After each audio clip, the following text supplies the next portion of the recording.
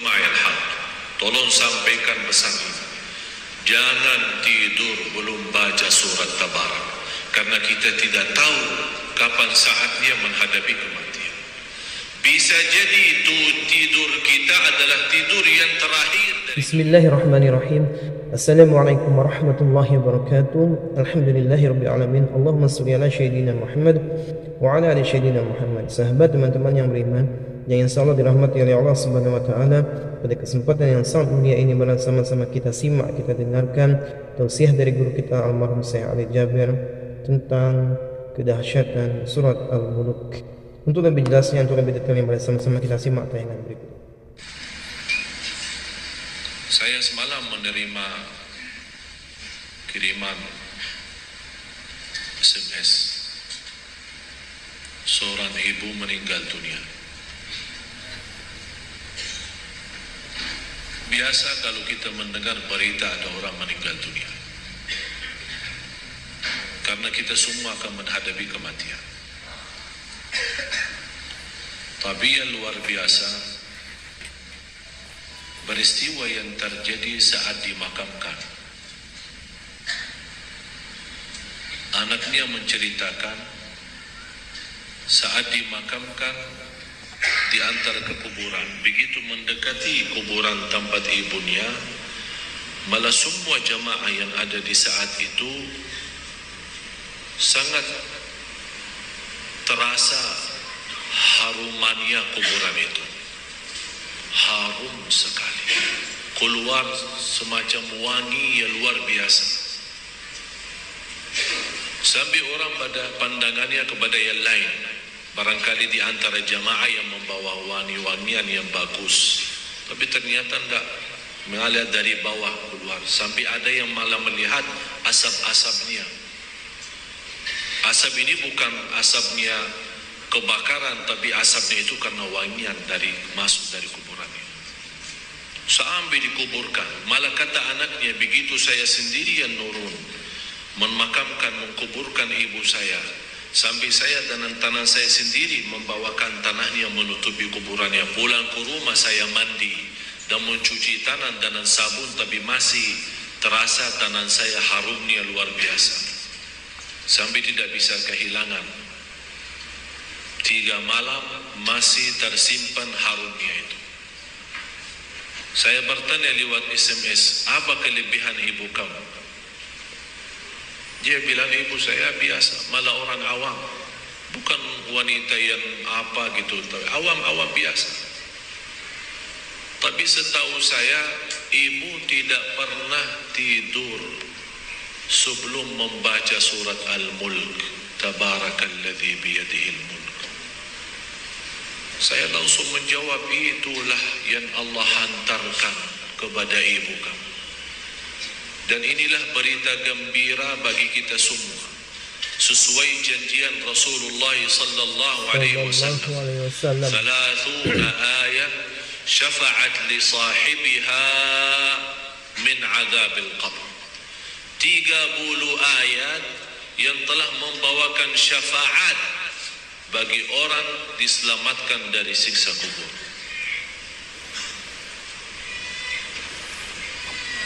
Dari situ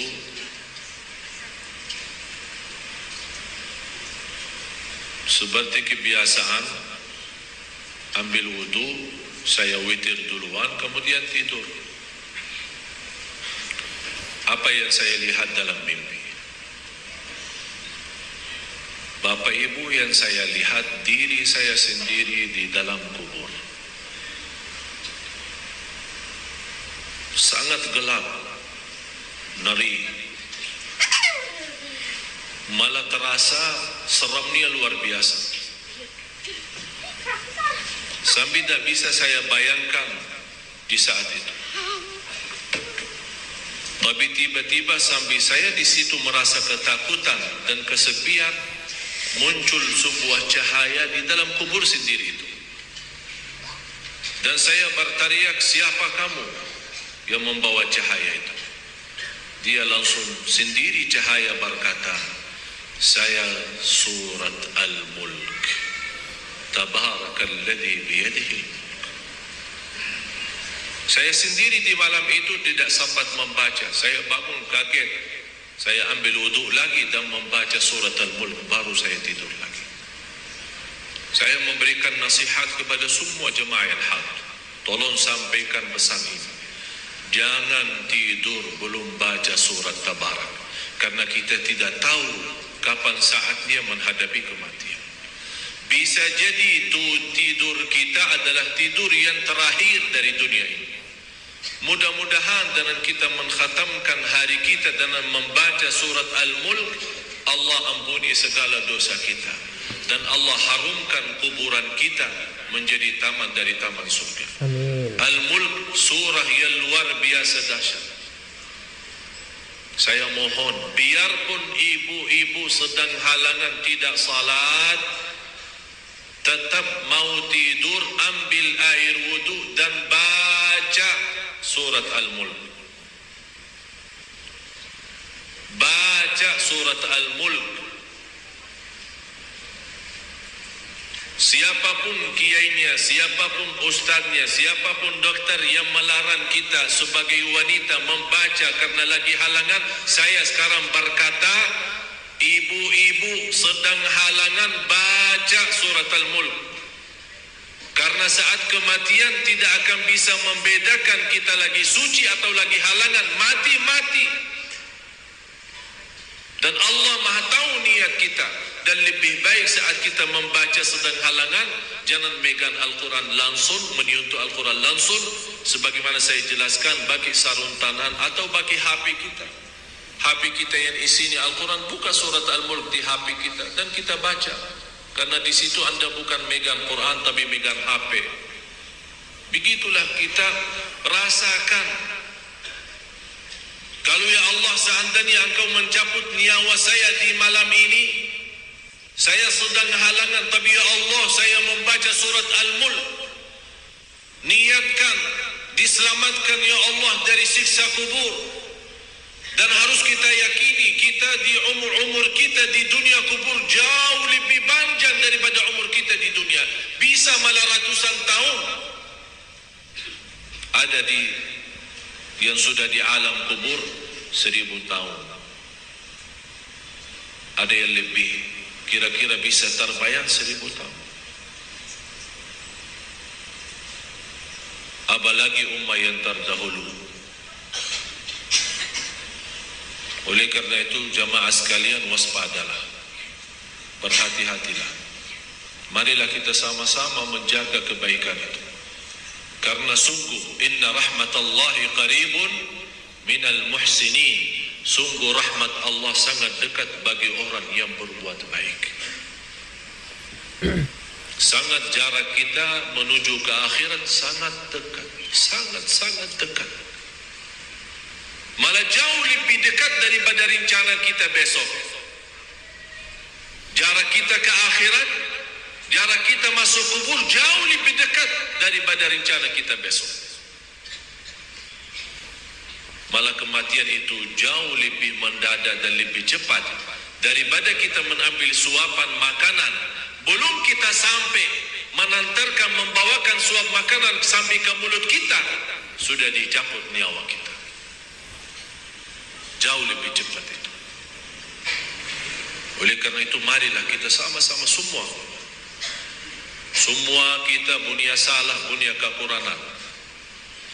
Apa yang kita senang melihat nanti di hari kiamat, jangan perbuat. Apa yang kita ingin ketemu nanti di hari kiamat, silahkan. Apa yang kita takut dan malu dilihatkan oleh Allah nanti di hari kiamat, jangan berbuat. Dan apapun yang kita tulis, senang kita ditunjukkan oleh Allah, silahkan tuliskan. Kalau kita malu dilihat nanti oleh umat manusia dan dilihat oleh para malaikat yang menjadi saksi, jangan tulis macam-macam. Apalagi sekarang terlalu gampang dosa tulisan itu, gampang sekali. Dengan HP yang sekarang ada, malah sudah kita megang menjadi tasbih kita, mengganti tasbih. HP, BlackBerry, WhatsApp, SMS, lain-lain. Saya setiap hari hampir terima 100 SMS. ada yang bertanya, ada yang macam-macam. Dan hanya saya yang pada si Allah doakan, jangan menjadi titik tulisannya SMS ini menjadi beban nanti di hari kiamat. Ya Allah, ampunilah mereka semua. Itu yang saya doakan. Walaupun saya tidak balas berdoa, tapi Allah yang Maha tahu apa yang saya doakan untuk orang yang kirim SMS atau WhatsApp atau apa saja. Oleh karena itu jamaah sekalian, hati-hati. Bukan masalah sama saya, tapi masalah kita sama Allah. Selalu saya menyampaikan dan mengingatkan kembali, jangan lagi berkata saya tidak enak sama ustaz, saya tidak enak sama keluarga, saya tidak enak sama jamaah. Rubahkan kata itu, berkatalah saya tidak enak sama Allah, saya tidak enak sama Rasulullah sallallahu alaihi wasallam. Kalau memang kita ingin diselamatkan oleh Allah di akhirat, bagi saya dunia ini biar kita susah sepanjang hidup kita sampai mati susah, masih jauh lebih ringan susah dunia daripada nanti susah di akhirat. Harus menjadi tujuan kita akhirat, bukan dunia. Akan Allah datangkan dunia dan akhirat.